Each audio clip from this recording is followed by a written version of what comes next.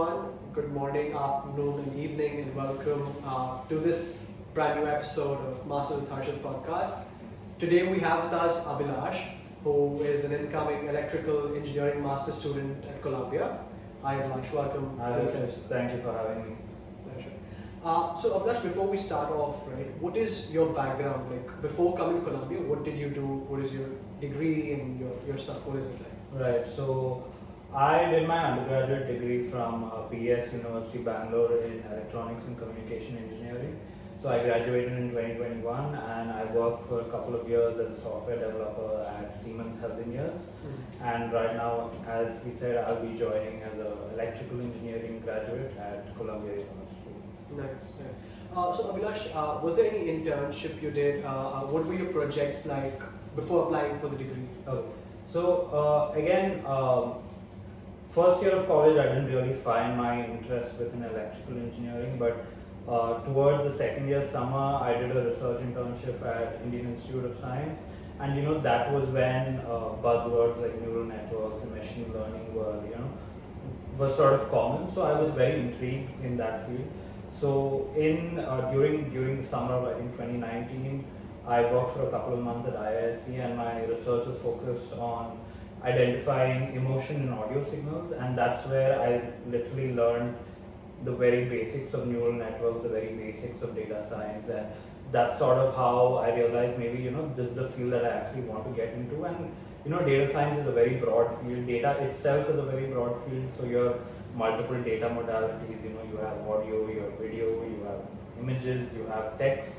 So I sort of realized that that's probably where my passion lies in terms of extracting information from data. And so that's where I started. And then towards the third and fourth year of my college, I sort of took electives based in the signal processing and machine learning domain, courses such as neural networks, and also a certain course called estimation and detection. So that is very probability heavy. It covers topics such as hypothesis testing, which is very important in data science.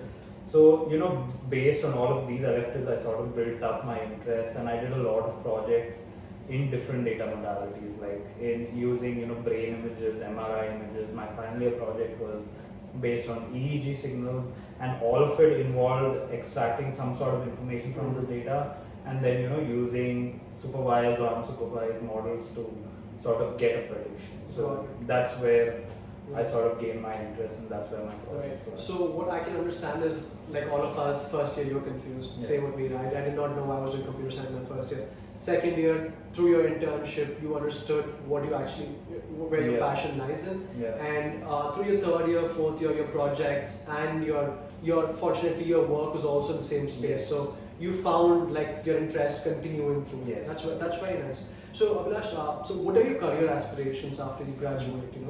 So as I said, I worked for a couple of years at Siemens Healthineers, and I think I've sort of found my interest within the healthcare domain, and it sort of aligns with my values as a human as well, because I feel, it's again a personal opinion, but I feel healthcare is probably the most rewarding field in the world, because the work that you do, you see the impact that it has. And also again, it comes back to different data modalities. So even within healthcare, I can use my skills of wrangling and mingling with different data to extract information. So just to give an example, conducting research for cancer, for prevention of cancer, and you can just use data in so many different forms, whether that is even supply chain in healthcare, or for example at Siemens Healthineers during my internship, I sort of worked on a data science project in which I was trying to optimize the lab reports in the diagnostic lab to try and reduce the number of erroneous reports. Nice. Okay. So you can, even within the data science field, within healthcare, I think you can find many different ways to go about it, and I think health tech or health AI is probably the field that I want to get into. So those are my interests and career aspirations. Got it. So Abhilash, from what I can hear, most of your work is in like machine learning and things like that, right? So is there a reason you applied for the electrical engineering at Columbia instead of like data science or like a machine learning program somewhere else? Right. What was the rationale for you? Right. So I have two reasons for this. The first reason, as I've already touched on, is I think applying for an electrical engineering degree. Firstly, I specialize in signal processing in my undergrad. I probably forgot to mention that. But applying to electrical engineering allows me to still work on different kinds of data and apply these signal processing algorithms to these kinds of data. Okay. Whether that's again images, audio, video, text as well. Text maybe not to such an extent, but definitely to images and audio data. Is it like the underlying algorithms are kind of similar, or what is it that? Yeah. So again, I think you know your entire pipeline, right? With respect to even your machine learning algorithm, you sort of have to clean your data. Right. So that's where some of these signal processing algorithms comes into play, because not all data you get is actually usable. You also have to filter out the data, and that's where even topics such as digital signal processing can come into play. So I sort of wanted to work at the intersection of the research in signal processing and machine learning. Right. So that's one reason I picked electrical engineering. Right. And the second reason, this is more again, it's a personal opinion of mine, and I felt like going into, so I am very sure that I want to work in the data science field. But yes, I could have applied to computer science or data science, but I felt that I would stand a better chance with my profile, for it to stand out in the electrical engineering department rather than transition into a computer science or data science department. And there is nothing that is stopping me from taking courses within those two departments, because especially at Columbia, you have a lot of flexibility with the courses you want to take. And even within electrical engineering, I don't have any core courses that I have to take. So I'm right now specializing in something called Driven Analysis and Computation within the electrical engineering department.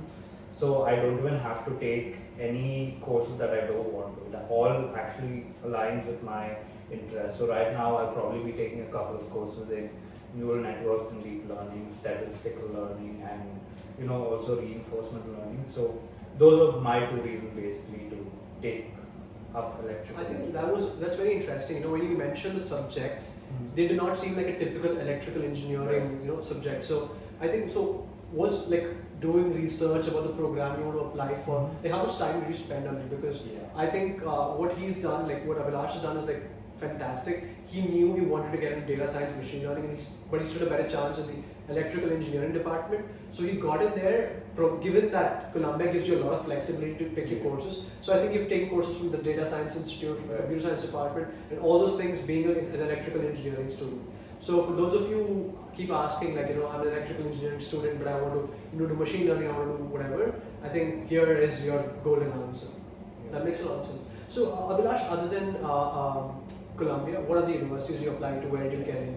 So again, the basis for the application was simple. It was electrical engineering throughout, but only to colleges where they let me specialize in the data science domain. So you have something called as MLDS, machine learning and data science. So some colleges offer this specialization under the electrical department. So I only picked these colleges to apply to, and as a result, I applied to not as many as your typical person applies. So I applied to 6 colleges.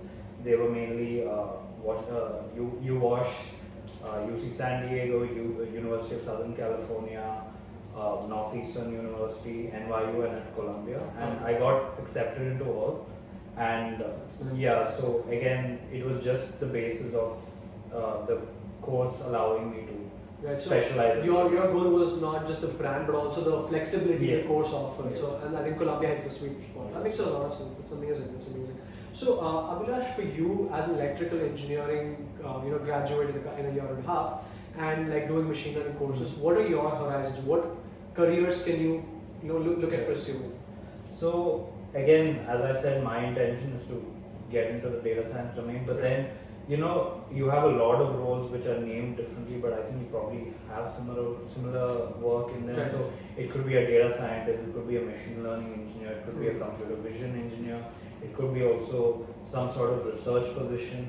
But I'm sort of looking at all of those together, and also I don't want to constrain myself to the healthcare domain, but ideally that is the place that I want to work. And with my prior experience, I do know that there is so much of opportunity within the healthcare domain to work on data, because the abundance of data is quite a lot within that domain. So yeah. Right, I think this was very interesting, and I can see your passion for healthcare like, throughout everything you're saying. I wish you all the best for that. So, Abhilash, how much does your program cost? Is it the same as like all the engineering students, and how are you planning on funding it? What are you Right. So I think across the engineering departments, the program costs the same. It's around, again, this is recorded in 2023, so it's around 2.4k per credit, and we have to do 30 credits. So that comes up to around 60k tuition, but then you also have additional fees. So I think the tuition totally will come up to around 70k US dollars, and then of course, being in New York City, you have to shell out a lot more for your living and rent.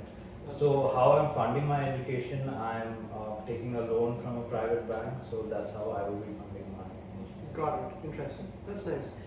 So Abhilash, when you were preparing for your application, did you know when you were in college itself that you wanted to do a master's? Or like, did you get into the? Did you start working and then figure out you wanted to do masters? What was it like for you? So for me, I think a lot of my batchmates, we had to change plans quickly just because of COVID. We graduated in 2021, so you sort of start planning from 2020, especially if you're doing a master's. Right. So my intention was always to do a master's, but just with the change in circumstance with COVID and how difficult things were, I sort of felt like, maybe let me get into the professional workspace, get my feet wet in that, see if I like it or not, and then I can always have the option of doing masters afterwards. So that's what I did. I worked for a couple of years. I wanted to experience how it felt, and once I was in the professional environment, towards the last year, I felt like I want to get back into the learning environment. Makes sense. So yeah, that's how I decided that now is probably the right time, and we have all opened up again after the pandemic. And I think probably this batch, the 23 batch, is probably the best time after COVID, where you don't have any of the after effects that is still makes sense. prevalent It's around all the more world. stable. It's all a lot more stable, and hopefully the job markets will open as well. So it was not an ideal scenario, but I think things are working out well in the end. Nice. So Abhilash, coming to the college application package, right, when you're so for the things that are required for applying. So what was your SOP like? What was your LOR like? How much time did you spend on it? And was there a story that you had? Because I can see that you've been talking about healthcare and things like that. So was that what your SOP was also all about? And what was it like for you? Yeah. So I think SOP is a very iterative process, and it takes time. So I thought, maybe I can, sort of speed up the process, and the first statement I write is going to be my last. And of course, I was very confident. We all were. And then I got it reviewed by my friend, and he said this is, for a lack of explicit words, very bad. So then then I got on a call with him, and he sort of also told me, try to make a story out of it, as in how you sort of started to get into the field. And for me personally, I started to think about why I sort of like data, and I never realized this, but for me, data was born out of sports for me. So even I used to watch cricket a lot as a kid, and what I realized is, yes, I love the sport a lot, but I love the statistics behind it. Whether that is, calculating obviously when I was like 10 or something, calculating the run rate or calculating, the average of a certain player. So that's where I think my love for statistics came.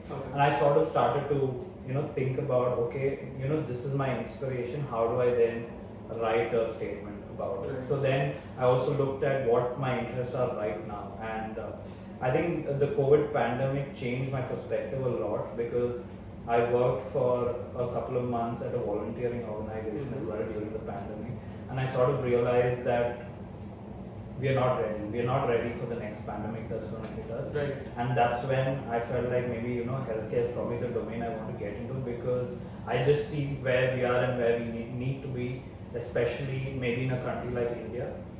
We saw how bad the pandemic was. So sort of things all came into place there, and that's how I wrote a story about myself in my SOP. Of course, I think I got it reviewed by 5, 6, maybe 7 different people who have already experienced this, and each of them had their own suggestions. And of course, you don't have to take every suggestion, but I think that is very helpful in terms of getting it read by different people and taking their opinions in, and then of course you add your own add your own stuff to it. Also, a couple of other things I would say. I think many people mention it, research your university, research the professors at the university, look at the labs, see the work they're doing and see if your research aligns with that. So yeah, those are the stuff I would say on my SOP. And my LOR, I think the main advice I would give is start very early. Because for me, it was a cakewalk. The entire application process was a cakewalk because I started maybe a year, maybe 14-15 months in advance. So by September and by October, I was done with my application. Right. So, but I saw a lot of other people who were struggling with deadlines during December. So my best advice is start. It's never too early to start. It's never too early to start. Start as early as possible.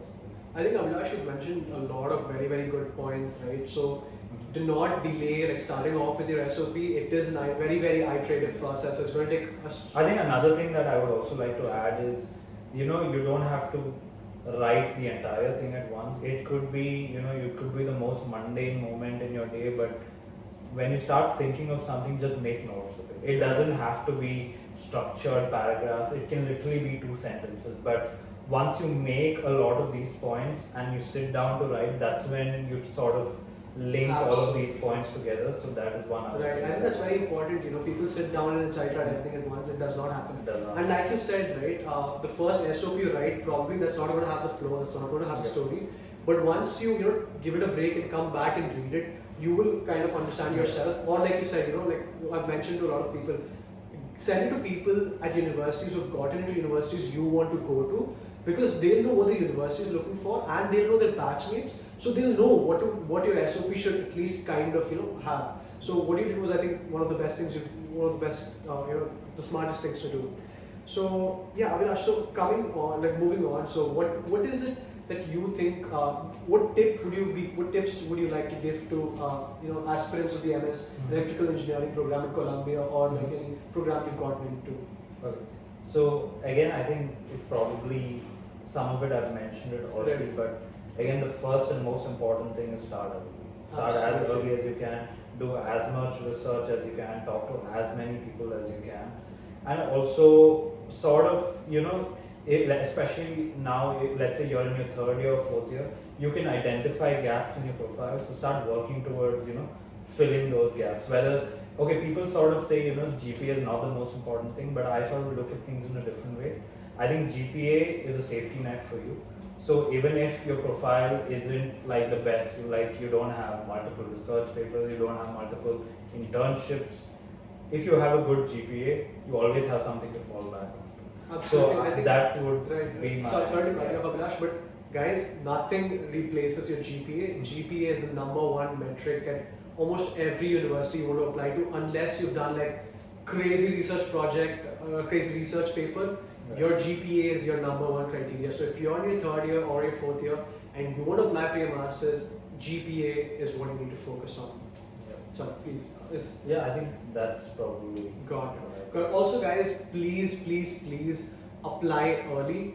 Start the process early. If you know you want to go in, if you want to apply next year, start your homework this year. Applications have already opened. Look at what the requirements are. Look at how many words SOP you need, how many LORs you need, and reach out to professors. Because at least for Abhilash, you said it was a cakewalk. For me, it wasn't that way. I had one professor who was submitting the LORs immediately, but the other person needed constant reminders. I had to remind him every week, every 2 weeks. I had to call him up. I had to drop him an email or WhatsApp message. He still wouldn't do it. So constant pushing. And I'm like, sir, tomorrow's deadline, and he would submit it like a day prior to that. So always, please, as soon as you start filling your application, you can send in the request to get your LOR, like the recommendation filled, and do it immediately. So Abhilash, you spoke that GPA is one of the most important things. So if you can, so I've always mentioned that numeric metrics that universities look at are just 3, more or less 3: your GPA, your GRE, and your TOEFL. Those are 3 numbers they can look at other than your work experience, of course. So what are the numbers like for you, if you would like to share? So the GRE I probably wrote maybe 2 years before my application, and my score was 318, which was a good score but not a great score. But I think even in your GRE score, try to score as much as you can in the quant section. So my quant score was 166. I think try to get a score above 165 and I think you should be fine. Also another thing, maybe you heard it as well, I think the GRE format changes, right? Changes in the We've next spoken cycle. about it, yes. So you have to be aware of that. Right. And also another thing is, I don't know if the GRE at home is available still, but don't do that. Right. Write the GRE in the test center, because what I noticed is a lot of friends who are applying, some of the universities did not accept GRE at home scores. Oh, interesting. When Yes. I applied, I did the GRE at home Mm. because I wrote in 2021, and I think the universities I applied Yeah. did not. But you say So universities have started to not accept GRE at home scores. So if you're going to write your GRE now, Interesting. I would recommend please Go to the test please center. go to the test center and Yeah. write it. And my TOEFL score, I don't recall, but I think it was around 114. Makes But sense. TOEFL is a cakewalk once Right, you absolutely. write your GRE. Correct. So I think TOEFL should be fine. I think the minimum requirement is 90. Correct. And if your medium of instruction in your undergrad is Is English, English. I think you can coast through the exam. What was your GPA? Sorry, I'm not sure. My GPA was 9.14. Right, so that's a very good GPA as well. Okay, I think a lot of very, very important information in GRE. Your quant is the most important Yeah. part, because you're going for a technical program and math is what they're going to look at, right? So yeah, I think that was a very good conversation. Abhilash, you highlighted a lot of important points, and I'm sure people who are listening and who want to apply have got a lot of out of this. Thank You you can so always contact me as well. Absolutely. So I'll be, linking his LinkedIn profile, and you guys can reach out to him, and you guys can get in touch.